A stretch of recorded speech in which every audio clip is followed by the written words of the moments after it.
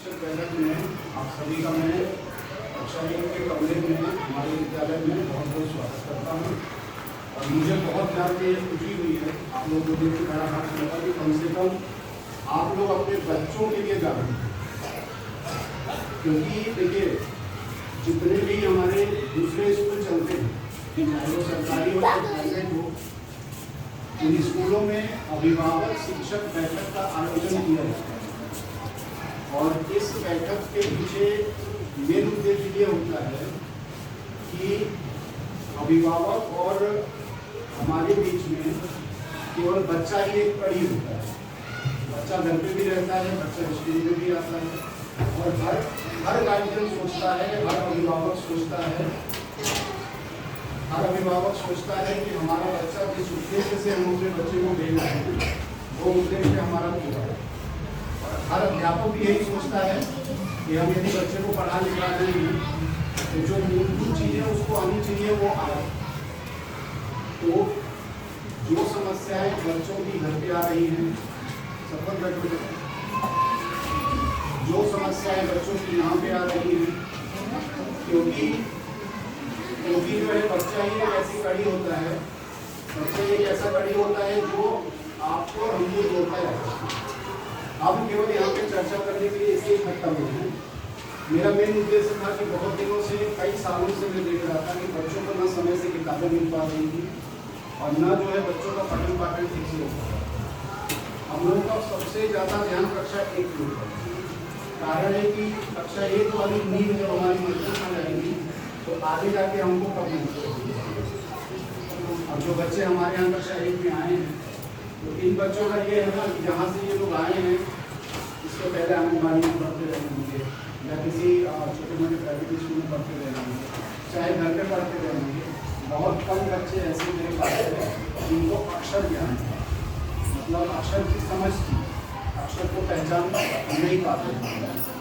धीरे धीरे उन अक्षरों को पहचानने का अभ्यास करते हैं। तो चूंकि मेहनत उनकी पड़ जाती है, मेहनत उनकी इसलिए बढ़ जा रही है कि जो बच्चा हमारे पास आया जिसको अक्षर नहीं आ रहे हैं तो हमको अक्षर भी सिखाना पड़ रहा है। और कक्षा 1 का लेवल ये होता है कि आंगनबाड़ी में यदि वो 3 साल पढ़ रहा है, 3 साल पढ़ के आंगनबाड़ी से हमारे पास आए तो उसको कम से कम पूरे अक्षर आने चाहिए। लेकिन यहाँ पे ठीक उल्टा है, यहाँ पे आता है बच्चा मेरे पास, वो अक्षर नहीं पहचानता। तो हमको 2 मेहनत करनी पड़ रही है। पहली बात तो हम उसको अक्षर सिखा रहे हैं। अक्षर सिखाने के साथ साथ जो हिंदी की किताब है वो पूरा मात्रा के साथ है, उसको पढ़ना भी आना चाहिए। तो एक साथ ये 2 काम नहीं होता। तो मेरा आप लोगों को बुलाने के पीछे मेरे उद्देश्य यही था कि थोड़ा मेहनत हम कर रहे हैं, थोड़ा मेहनत आप लोग भी कर रहे हैं। केवल विद्यालय के भरोसे ही छोड़ेंगे कि जो बच्चा साल भर में सीखना चाहिए उस बच्चे को सीखने में 2 साल 3 साल लगेगा। और फिर बाद में यही होगा कि हमारा बच्चा जो है बाकी दूसरे बच्चों से पीछे होगा। और देखिए, सबसे बड़ी बात जानना ये जरूरी है कि हमारे बच्चे की कितनी किताबें चलती हैं, ये जानना अति आवश्यक है। उसके लिए सारी किताबों से आपका परिचय करा देना जरूरी है।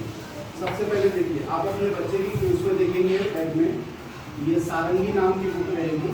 ये हमारी हिंदी भाषा की किताब है, हिंदी भाषा की किताब है। बेटा सब लोग मम्मी और पापा को दिखाओ अपनी बुक कौन सी है।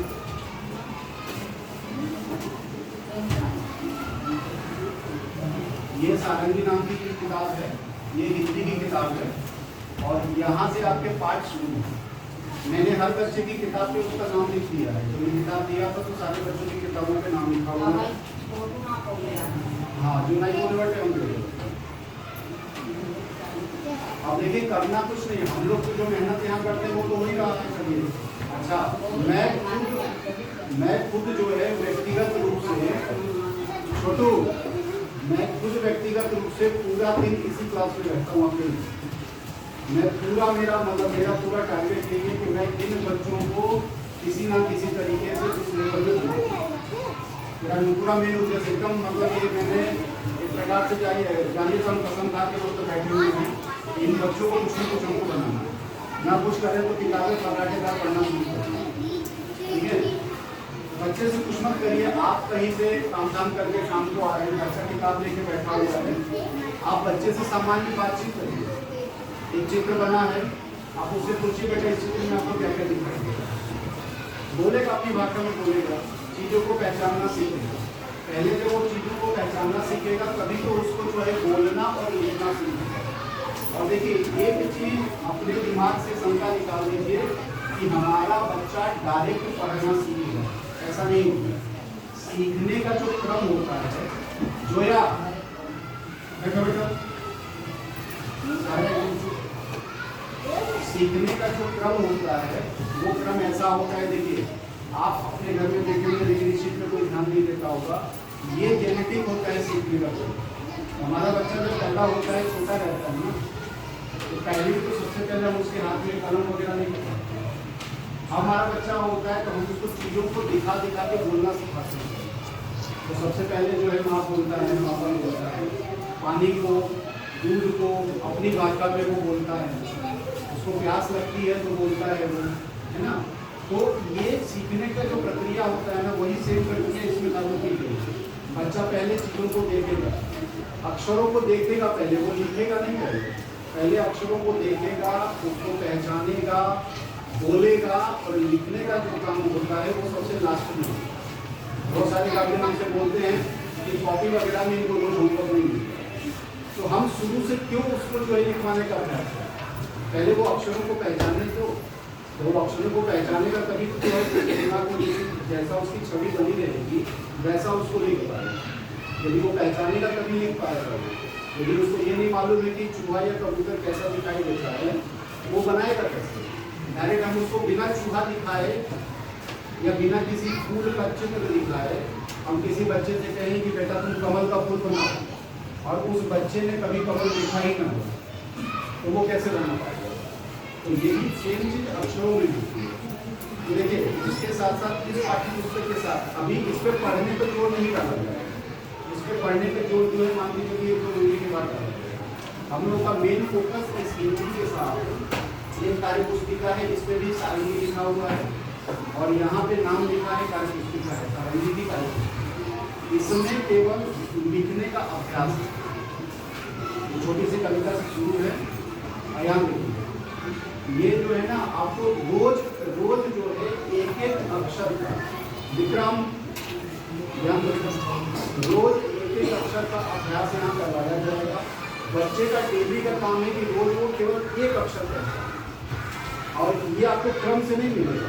यहाँ पे जैसे क की पहचान यदि आज करवाई गई है, तो उसके बाद यहाँ पे र की पहचान है। तो आप लोगों के दिमाग में आता होगा यार क के बाद तो ख आता है। ये किताब इसलिए डिजाइन की गई है कि क प्रारंभिक अक्षर है, सारे बच्चे बहुत अच्छी तरीके से जानते हैं, लेकिन सवाल ये उठता है के बाद र का अभ्यास क्यों। पहले बच्चे को जो सरल अक्षर बनते हैं, जो बच्चा आसानी से बना पाता है, उन सरल अक्षर को बनाने का पहले अभ्यास किया जाता है। फिर उसके बाद अंत में आपको दिखाई देगा जो कठिन अक्षर बनेंगे, जैसे म हो गया, और उसके बाद फिर धीरे धीरे आप आगे पढ़ेंगे ना, तो सबसे पहले आ की मात्रा वाले छोटे छोटे शब्दों का अभ्यास है, फिर ई की मात्रा का शब्दों का अभ्यास है, फिर बड़ी ई की मात्रा का अभ्यास है। तो ये बच्चा सरल से कठिन की ओर जा रहा है, मतलब पहले सरल चीज़ों को सीख रहा है, उसके बाद फिर धीरे धीरे वो कठिन चीज़ों को सीख रहा है। तो हमको घबराना नहीं है। हमारा बच्चा यदि रोज एक अक्षर सीख रहा है, लेकिन वो एक अक्षर ऐसा सीखे कि उसको लिख के समझ भी ले, पहचान भी ले, और उसको लिख भी ले। हम तो यहाँ पे अपना काम कर ले रहे हैं, और जाके बच्चा अगले दिन आएगा, हमसे पूछ लेंगे, पूछ के आगे बढ़ जाएंगे। आपसे केवल मेरा एक अनुरोध ये है कि जो काम होता जा रहा है उस काम पे केवल आप बताइए कि बेटा ये जो चीज़ आपने पिछले बनाई है, आपके स्कूल में चेक हो गया है, जरा इसको पढ़ के बताओ ये अक्षर कौन सा है। और यदि आपको ये लगे कि यार ये अक्षर तो भूल रहा है ये, तो उसका फिर से अभ्यास कराना पड़ेगा। गार्जियन को भी मेहनत करनी पड़ेगी, बिना स्कूल के भरोसे बच्चा हमारा नहीं सीखता। तो ये तो हिंदी की बात हो गई। यही सेम चीज़ जो है, एक ऐसे आपकी गणित की बुक है, इसके साथ आनंदमय गणित इस टाइप की किताब है ये, है ना। इसमें गणित के हल के पहले जो है सरल प्रश्न किए गए हैं, और सरल प्रश्नों से धीरे धीरे अब ये यहाँ पे आपका गतिविधि वगैरह कुछ दी गई है। और यहाँ पे आप लोग देखेंगे शुरुआत में जब आप इसको पढ़ेंगे ना, तो ये कोई जरूरी नहीं कि हमारा बच्चा पूरे प्रश्नों को पढ़ ले। यदि ये किताब लेके बच्चा बैठ रहा है तो आप पढ़ लीजिए।